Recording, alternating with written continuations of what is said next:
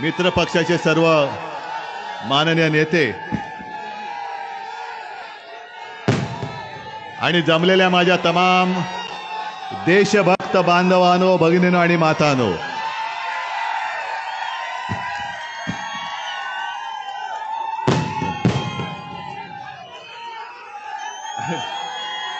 बोलू की नको?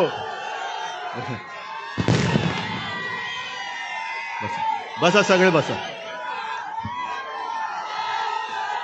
जरा चॅनलवाल्यांना विनंती, तुम्ही कॅमेरा सेट करून बसलात तर बरं होईल, पाठच्या लोकांना दिसेल. खाली बसा, तुम्ही खाली बसा.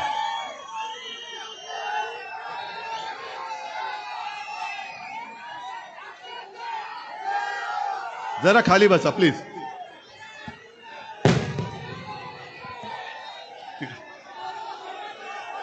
चल ठीक आहे, आता जरा बोलू द्या. मी माझ्या भाषणाची सुरुवात जमलेल्या माझ्या तमाम देशभक्त बांधवांनो, भगिनींनो आणि मातांनो अशी केले.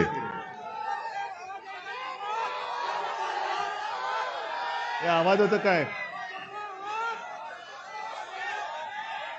आवाज येतोय?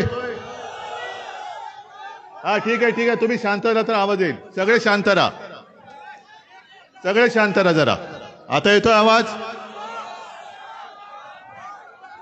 तुमच्या लक्षात आलं असेल की मी हल्ली,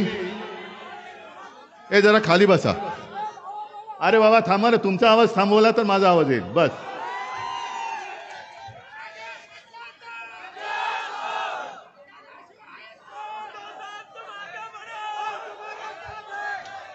निवडणुकीच्या प्रचारात मी नेहमी जी माझ्या भाषणाची सुरुवात करतो की जमलेल्या माझ्या तमाम हिंदू बांधवांनो, भगिनींनो आणि मातांनो, पण त्याचबरोबरीने मी हल्ली सुरुवात करतो की तमाम देशभक्त बांधवांनो, भगिनींनो आणि मातांनो. मी काय चुकीचं बोलतोय? आपण देशभक्त नाही, पण काही जण त्यांच्या पोटात दुखतं. बघा बघा म्हणे, यांनी सुरुवात बदलला. जरा थांबला तर बरं होईल, मला बोलता येईल. जरा शांत बसा. हा जरा शांत बसवत. पण काही जणांचा त्याच्यात सुद्धा एक पोटात मुरडा येतो. तसं पाहिलं तर गेल्या महिन्यामध्ये मी हिंगोली लोकसभा मतदारसंघामध्ये जवळपास 6 विधानसभा मतदारसंघात संवाद दौरा केलेला आहे. पण तो काळ असा होता की निवडणुकीची तारीख जाहीर झाली नव्हती, आपला उमेदवार जाहीर झाला नव्हता आणि त्यांची निशाणी पण जाहीर झाली नव्हती. आता चित्र स्पष्ट झालंय. उमेदवार कोण? आणि जरा जोरात सांगा, निशाणी कोणती? गद्दारांच्या खुर्चीला लावणार ना? काय शब्द जपून वापरावे लागतात. मग कुठे लावायची तुम्हाला मशाल कळलंय? कारण हे गद्दार असे आहेत की त्यांनी विधानसभेत गद्दारी केली होती, बरोबर आहे. त्यांना वाटलं आपण काय शौर्य केलं, नागेशला पाडला आणि जवळगावकरांना निवडून दिलं. अरे आम्ही जवळगावकरांना जवळ केलं. आता बोल पुढे काय करतोस? आता कुठे जाशील?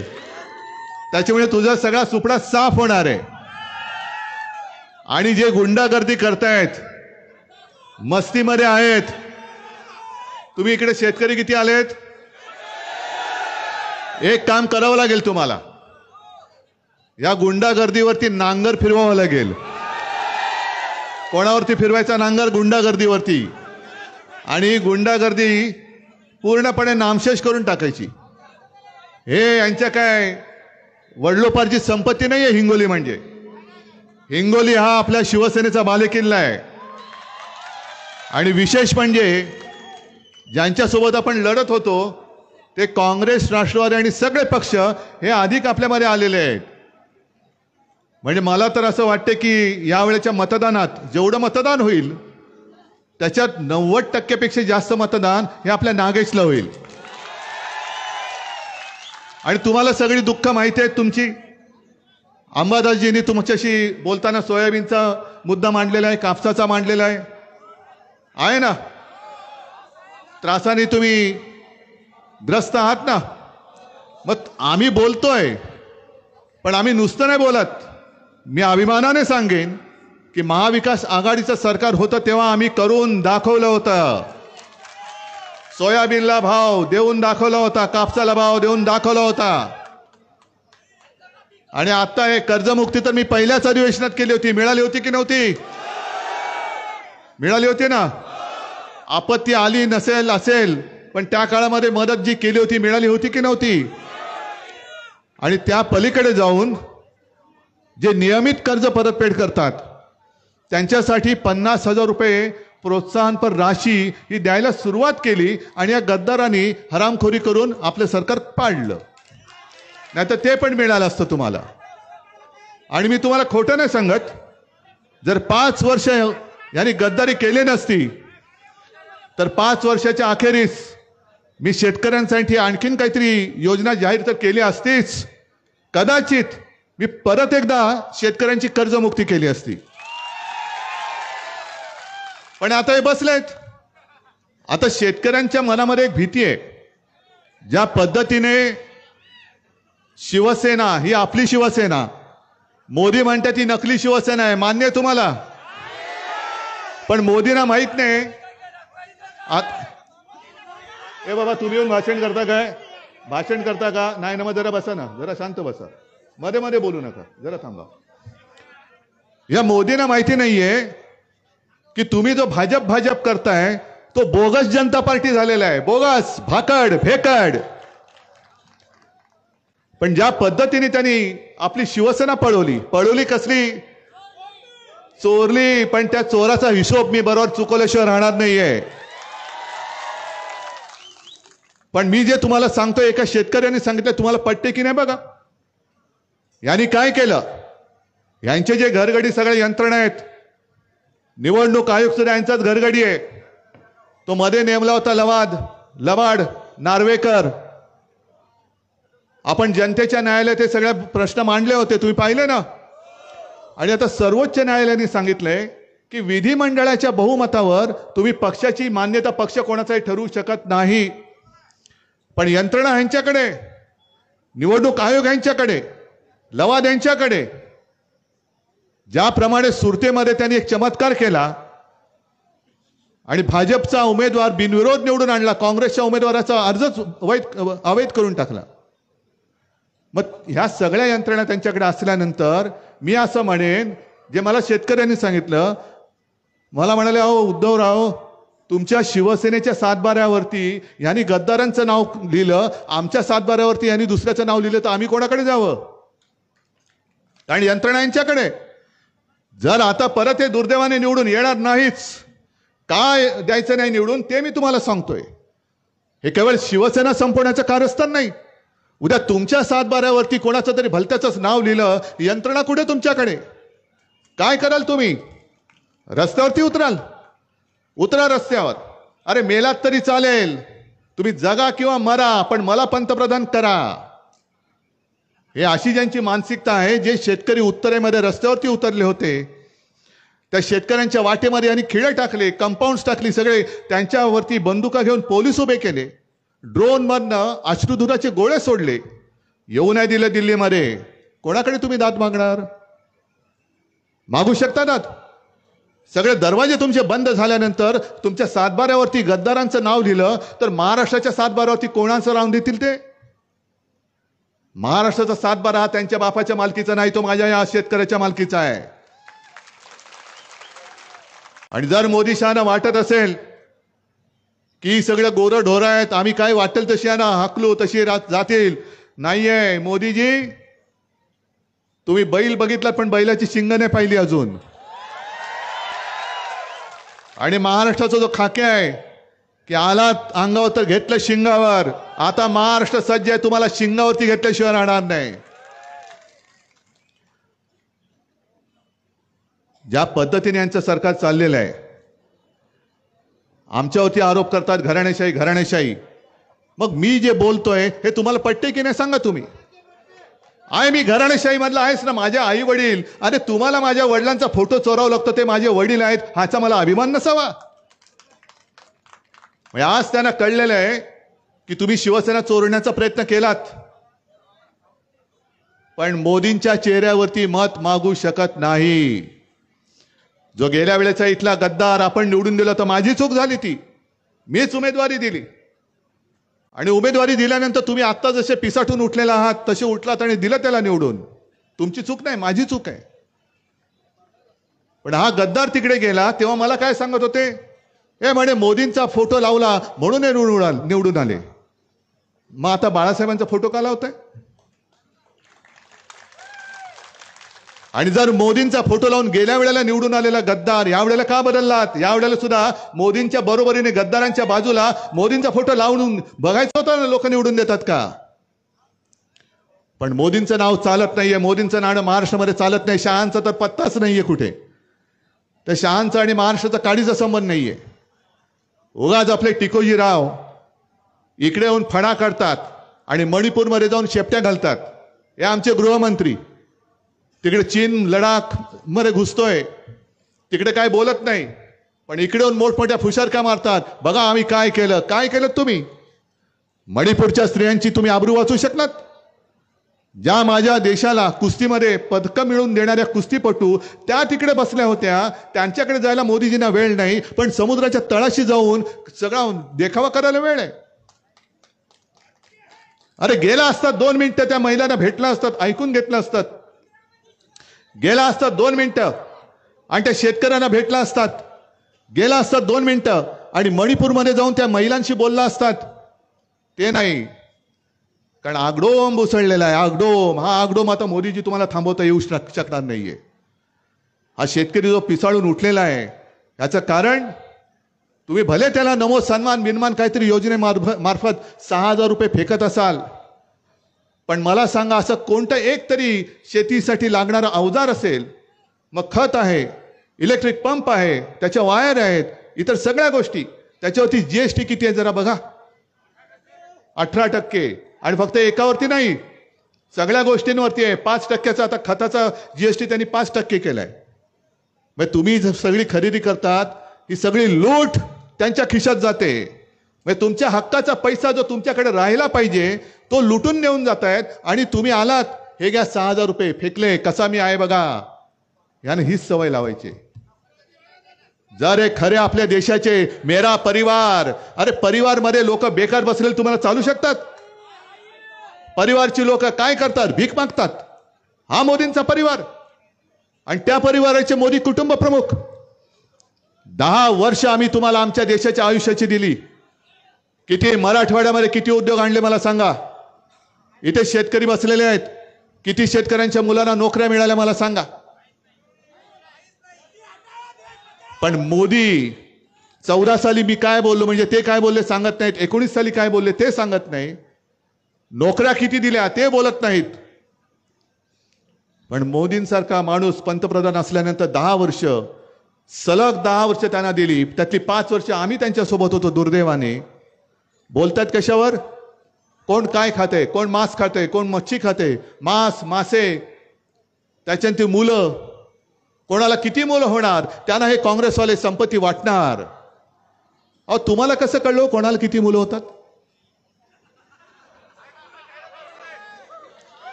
म्हणजे तुमचं ते मग सांगतात भाई और बहनों, खास करून महिलांना, की तुमचा दागिना, तुमचं मंगळसूत्र हे त्यांना देऊन टाकतील.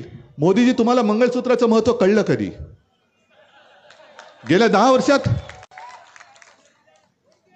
पण मंगळसूत्र तुमचं गहाण ते मुसलमानांना देऊन टाकतील हे नाही बोलले, जास्त मुलं होतील त्यांना देऊन टाकतील. हे जेव्हा तुम्ही बोलताय तेव्हा माझ्या शेतकऱ्याला विचारा, त्यांच्या मुलांची लग्न, त्यांच्या पत्नीची मंगळसूत्र तो विकत घेऊ शकत नाही, कर्जापायी बेजार झालेला आहे, त्याच्या घरात मंगळसूत्र येत नाही, असलेलं मंगळसूत्र गहाण टाकावं लागतं. त्याच्यासाठी 10 वर्ष तुम्ही दिलत काय ह्याचा पहिला हिशोब द्या. मला माहिती आहे तुम्ही शेतकरी सगळे उन्हातानाचे माझं भाषण ऐकायला आलात. खरंच तुमच्या आशीर्वादाची मला गरज आहे, कारण ही लढाई मी माझ्यासाठी नाही लढत, मी तुमच्यासाठी लढाई लढतोय. ही अरे सोयाबीनचा भाव किती बोललात? कापसाचा किती बोललात? बरोबर. आणि गद्दारांचा किती? मग एकेका गद्दाराला 50 खोके द्यायला यांच्याकडे पैसे आहेत, पण माझ्या सोयाबीनच्या शेतकऱ्याला द्यायला पैसे नाहीत, कापसाच्या शेतकऱ्याला पैसे द्यायला नाहीये त्यांच्याकडे. जाहिरातीवरती करोडो रुपये उधळतायत, करोडो रुपये बरबटवून टाकतायत.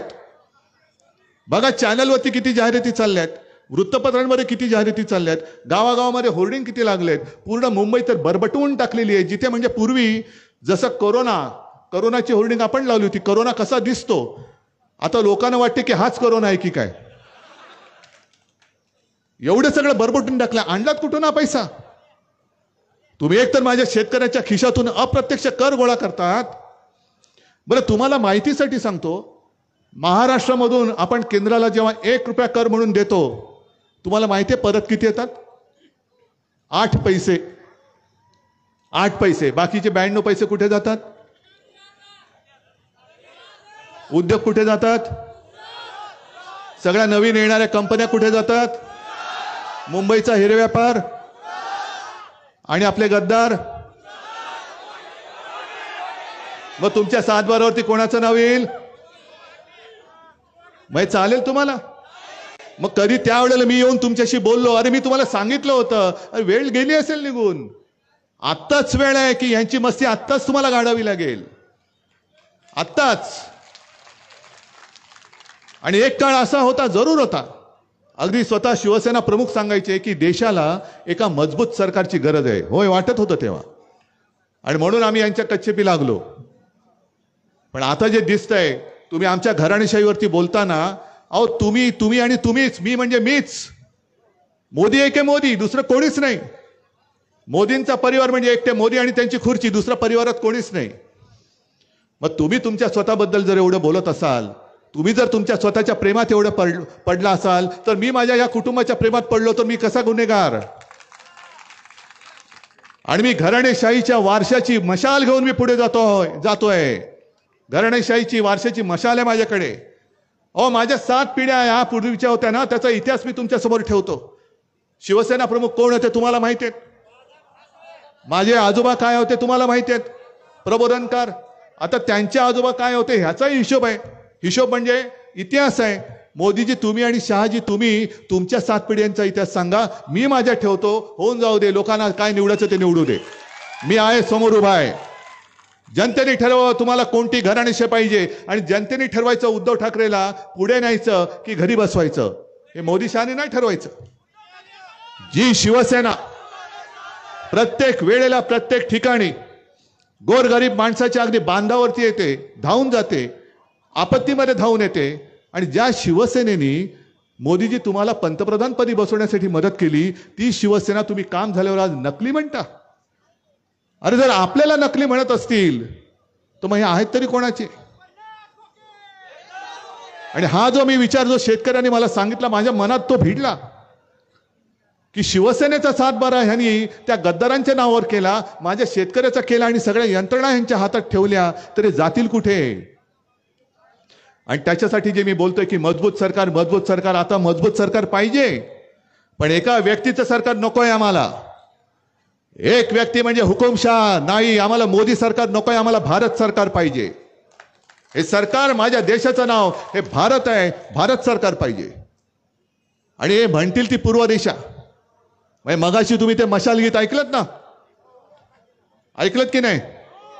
त्याच्यामधला एक शब्द काढायला लावला मला, मी नाही काढला. कोणता शब्द? अरे मोठ्याने तरी बोला, द्या मोठ्याने घोषणा. पुढची काय? जय भवानी जय शिवाजी आहे ना.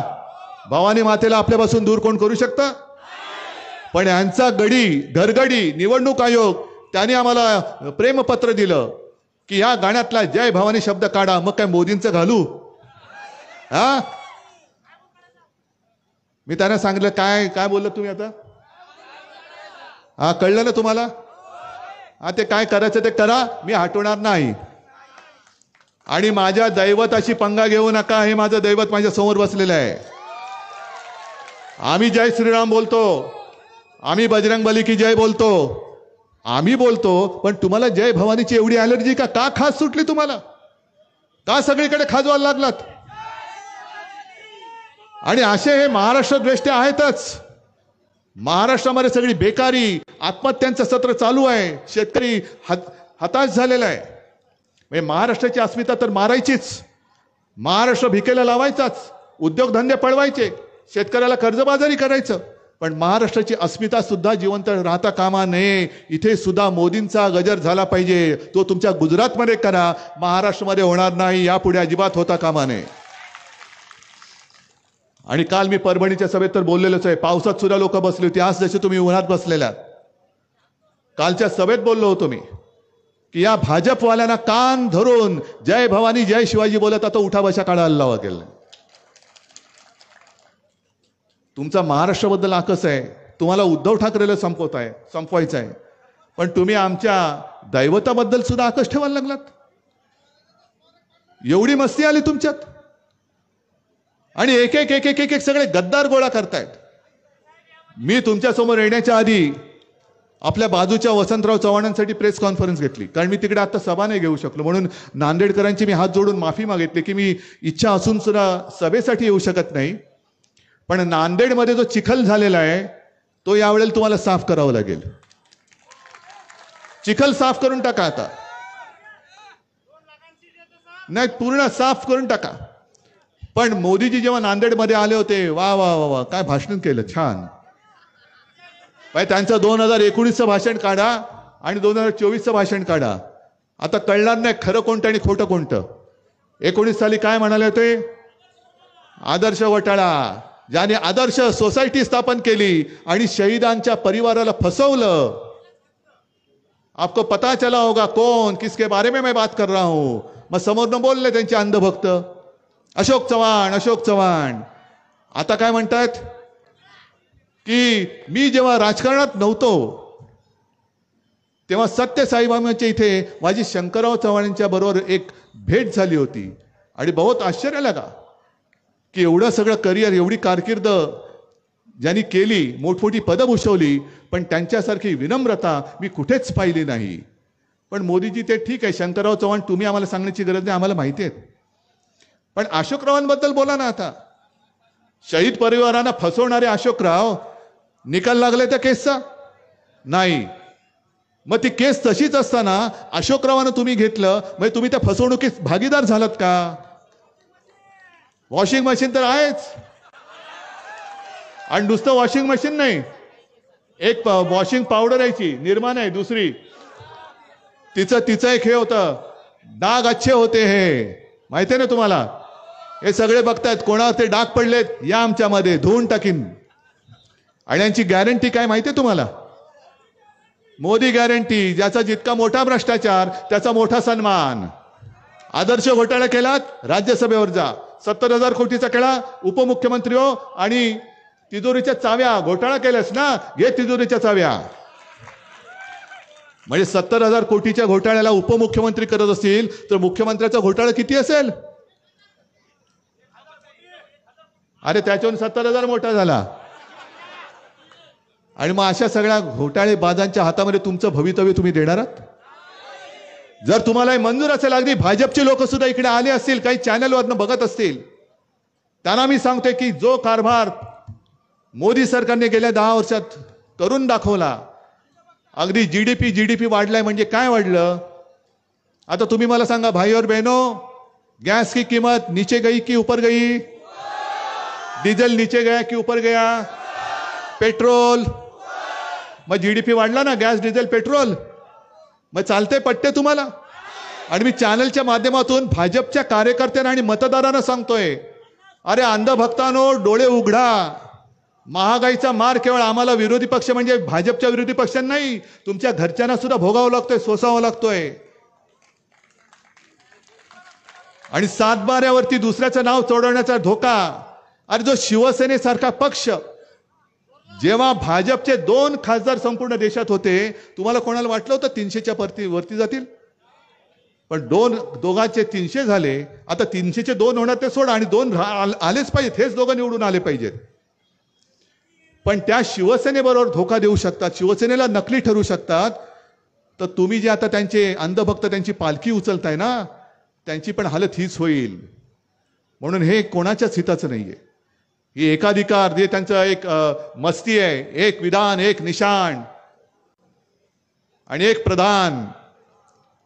ते नड्डा बोलले होते की या देशात एकच पक्ष राहील.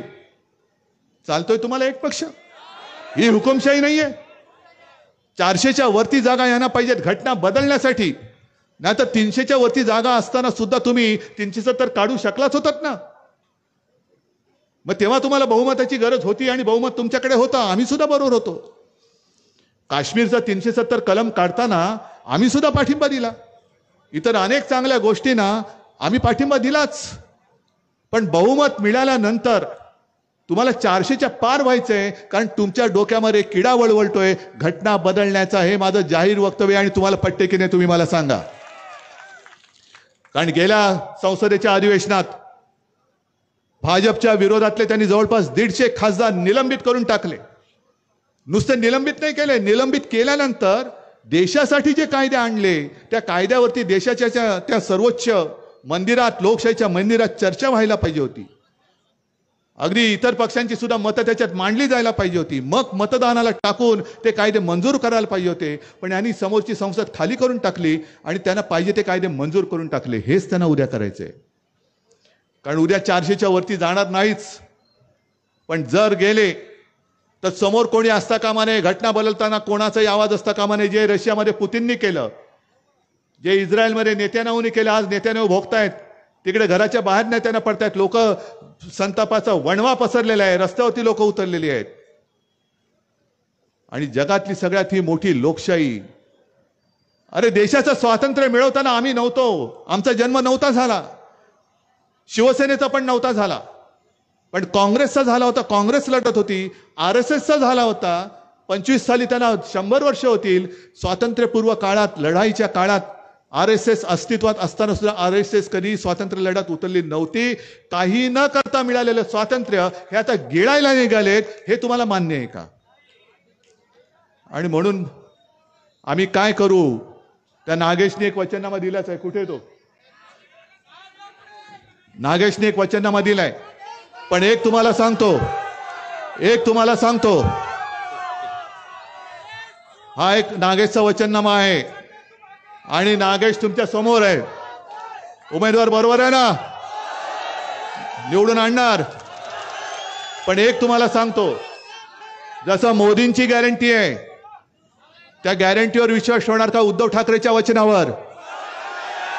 मी तुम्हाला वचन देतोय, इंडिया आघाडीचं सरकार आणल्यानंतर महाराष्ट्राची जी लूट चाललेली आहे ही लूट मी थांबवल्याशिवाय राहणार नाही. महाराष्ट्राचं लुटून गेलेलं वैभव मी परत महाराष्ट्रात आणल्याशिवाय राहणार नाही. मी माझ्या शेतकऱ्याला त्याचा हमी भाव मिळवून दिल्याशिवाय राहणार नाही. आणि मी पीक विम्याचा जो घोटाळा आहे, हजारो कोटी रुपये पूर्ण देशामध्ये या विमा कंपन्यांच्या घशामध्ये जात आहेत. मला तर काल कोणीतरी सांगितलं की या विमा कंपन्यांकडनं सुद्धा यांनी निवडणूक रोखे घेतले असतील तर फार भयानक आहे. मग एक तर असं महागाई वाढून पिलतायत, अप्रत्यक्ष करातून पिलतायत आणि निवडणूक रोख्यातून सुद्धा पैसे काढतायत. 8 ते 10 हजार कोटी रुपये यांनी आपल्याला माहितीच नव्हतं कधी त्यांच्या खिशात घातले. पण ही सगळी जी वचने आहेत ही प्राथमिकता असेल. 2.5 वर्ष ही महाविकास आघाडीची होती आणि तुम्ही तुलना करा 2.5 वर्षाची आणि आता या 2 वर्षाच्या गद्दारीची. कोणतं सरकार तुम्हाला हवंय? आणि देशामध्ये परत मोदी सरकार हवंय का शेतकऱ्याचे अश्रू पुसणारं इंडिया आघाडीचं सरकार पाहिजे? एकाधिकार पाहिजे, हुकुमशाह पाहिजे की प्रादेशिक पक्षांना बरोबर घेऊन चालणारं संमिश्र सरकार की जे देशाच्या प्रत्येक राज्याचा मान राखेल, सन्मान राखेल आणि देशाच्या नागरिकांची एक जी काय भावना आहे तिचा आदर राखेल असं सरकार पाहिजे. आणि असं इंडिया आघाडीचं सरकार पाहिजे असेल तर नागेश इकडे, तिकडे वसंतराव चव्हाण, पूर्ण महाराष्ट्रामध्ये मी आवाहन करतोय. अरे एकच लक्षात घ्या फक्त की ज्या मोदी सरकारने न्याय हक्कासाठी दिल्लीत येणाऱ्या शेतकऱ्यांना वाटेत खिळे टाकून, तारेची कुंपणे टाकून, अंगावरती बंदुका रोखून अडवलं, त्या मोदी सरकारला तुम्ही आता शेतकऱ्यांनी एकजुटीने पुन्हा दिल्लीचा रस्ता बंद करून त्यांना दिल्लीच्या बाहेर आता रोखावं लागेल. मोदीजी, तुम्ही तुमच्या सरकारची मस्ती दाखवली. शेतकऱ्याला येऊ दिलं नाही, शेतकऱ्याला त्याच्या राजधानीत येण्यापासून अडवलात. आता हा माझा महाराष्ट्रातला तमाम शेतकरी आणि देशातला तमाम शेतकरी म्हणून मतदान करेल आणि मोदी सरकारला दिल्लीच्या रस्त्यामध्ये अडवेल. जय हिंद, जय महाराष्ट्र.